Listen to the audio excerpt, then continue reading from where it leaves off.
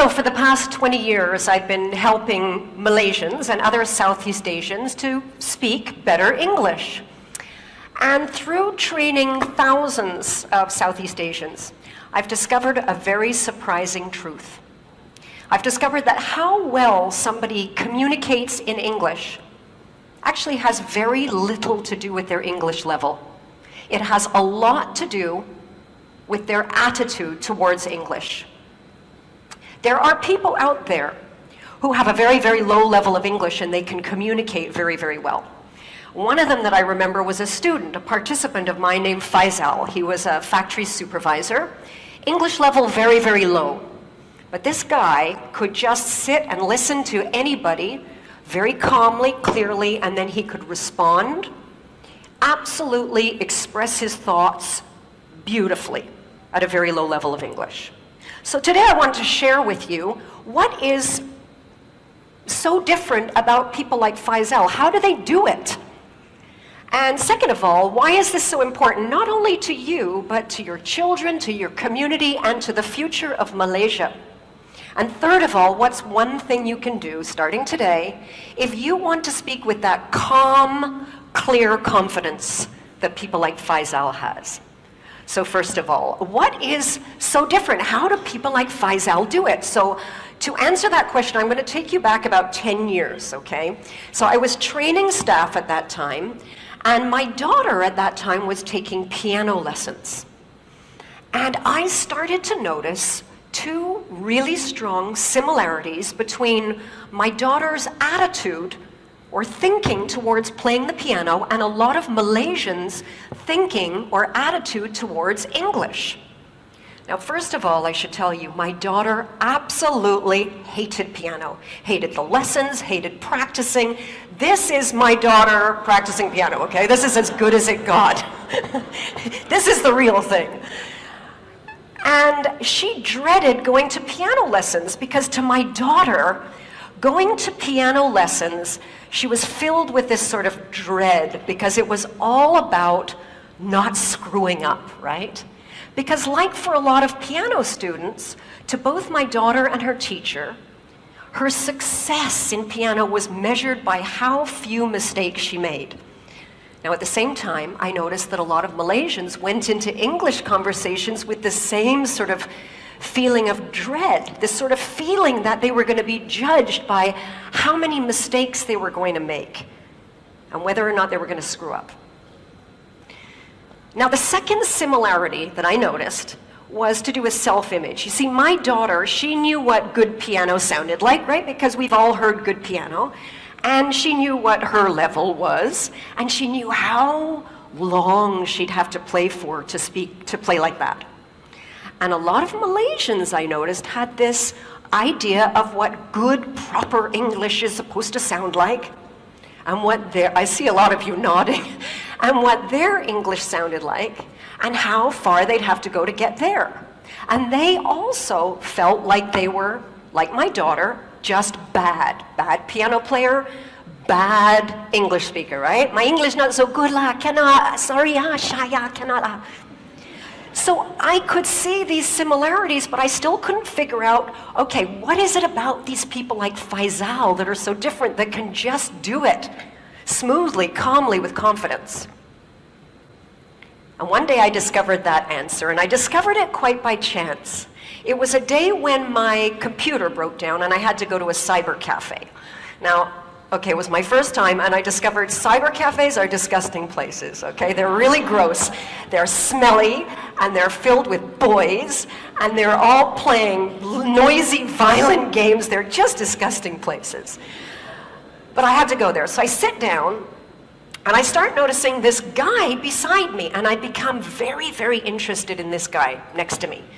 Now, this guy is playing this game that is basically, it's like shooting people until they die, and that's it, right? That's the game, right? And I'm noticing that this guy is not very good. He's like, in fact, terrible, right? Because I'm looking and I'm seeing like a lot of shooting and not much dying, right? But what really interested me was behind this lousy player were 3 of his friends sort of standing there watching him play. And what I really noticed was, even though this guy was terrible, even though his friends were watching him, there was no embarrassment. There was no feeling of being judged. There was no shyness. In fact, quite the opposite. This guy's like totally focused on the bad guy, smile on his face. All he can think about is killing these guys, right? And I'm watching him and I suddenly realized, this is it. This is the same attitude that people like Faisal have when they speak English. Just like this guy, when Faisal goes into an English conversation, he doesn't feel judged. He's entirely focused on the person that he's speaking to and the result he wants to get.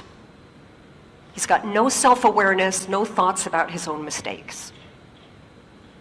Now, I want to share with you a real, true example to paint a picture of somebody who speaks English like they're playing piano and someone who speaks English like they're playing a computer game. And this is a true story. Happened to me. A while ago, I was in a pharmacy. I had to buy Omega. My doctor said I should get Omega. And I go to the shelf, there's tons of Omega. There's Omega that's high in DHA, Omega that's high in EPA, and I don't know which one to buy. Now, the sales rep happened to be there, and I saw she was like this well-dressed professional woman. I walk over to her, and I see this look as she sees me, this sort of, it's a look I recognize very well. Her eyes go all wide. It's sort of that panic, oh my God, I gotta speak to a native speaker, and she's gonna judge me and notice my mistakes. I go up to her, and I explain my situation, which Omega do I get? And she starts explaining to me everything about DHA and EPA you could possibly imagine. She speaks very quickly, goes all around in circles, and when she finishes, no idea what to buy, right? So I turn to the girl behind the counter. Now, the girl behind the counter, I heard her before, her English level is very low. But when I walk over to her, this girl, there's no fear.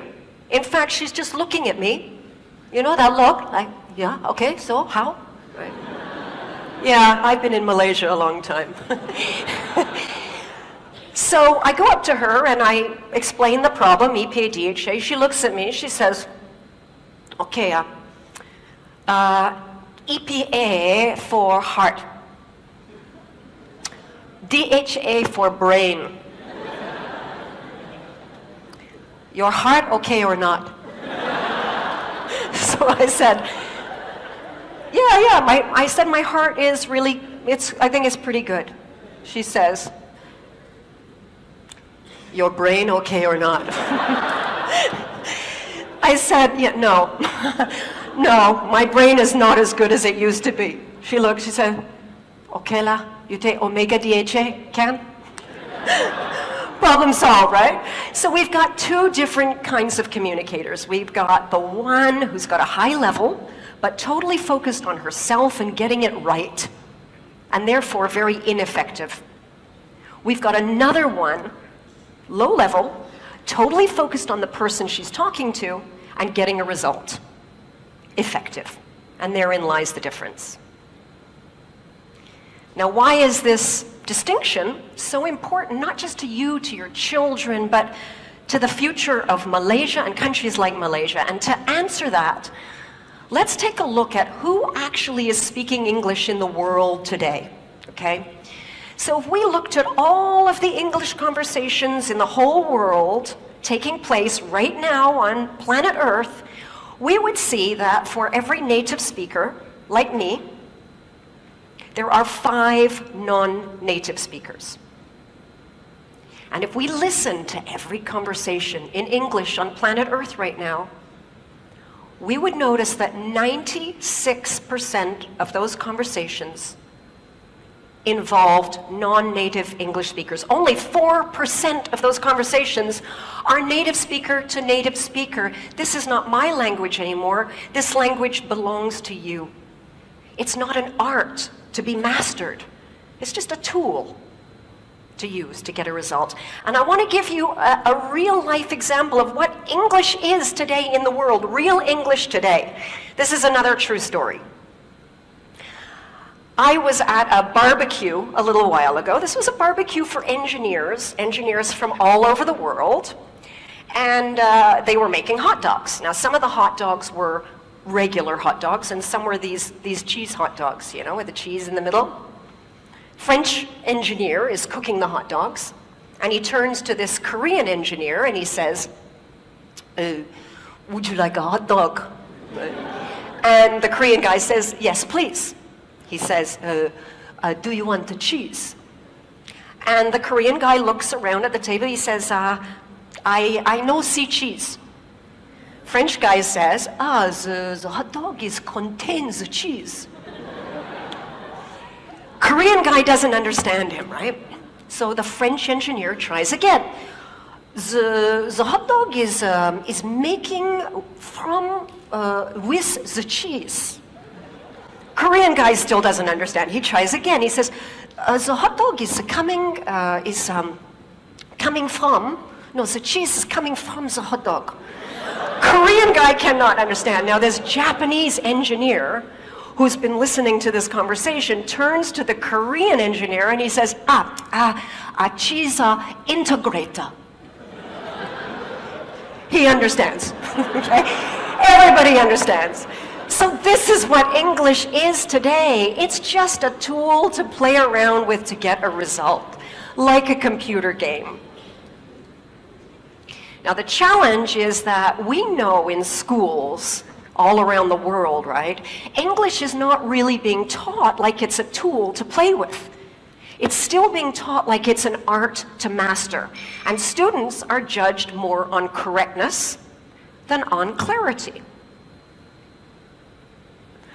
Some of you might remember the old comprehension exam in school. Does anybody remember in school when you would get a question about a text that you read? You'd have to read through some text, right? And then answer a question to show that you understood the text. And this may have happened to you, that you showed that you understood the text, but you got a big X because you made a little grammar mistake. Like this student. Now this student clearly understood paragraph 4, but no, not correct, because he left the letter N off the word environment. But in the real world, what would matter? In the real world, what would matter is, did you understand the email, or did you understand your customer, so that you can go ahead and take action? Now the problem that I see here, over and over, is that people take the attitude they developed about English in school and they bring it into their adult life and into their work. And if you're in a stressful situation and you're having a conversation and you're trying to give a result to someone and say it correctly, your brain multitasks. It cannot do two things at once.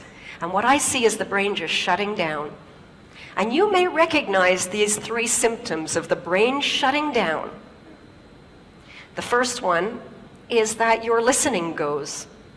Someone's talking to you and you're so busy thinking about how you're going to respond and express yourself correctly, you don't actually hear what the other person said. And I can see a lot of nodding in the audience. The second thing to go is your speaking. Your mind sort of shuts down, and that vocabulary you do know just disappears, and the words don't come out. The third thing to go is your confidence. And the worst thing about this is you may only be confident because you cannot express yourself clearly, but to the person talking to you, they may misunderstand this as a lack of confidence in your ability to do the job, to perform. So if you want to speak English like Faisal with that great confidence, here's the one thing that you can do. When you speak, don't focus on yourself. Focus on the other person and the result you want to achieve. Imagine a next generation of Malaysians, all with that wonderful confidence in communication that Faisal has at any level of English. Because let's remember that English today, it's not an art to be mastered. It's just a tool to use to get a result. And that tool belongs to you. Thank you.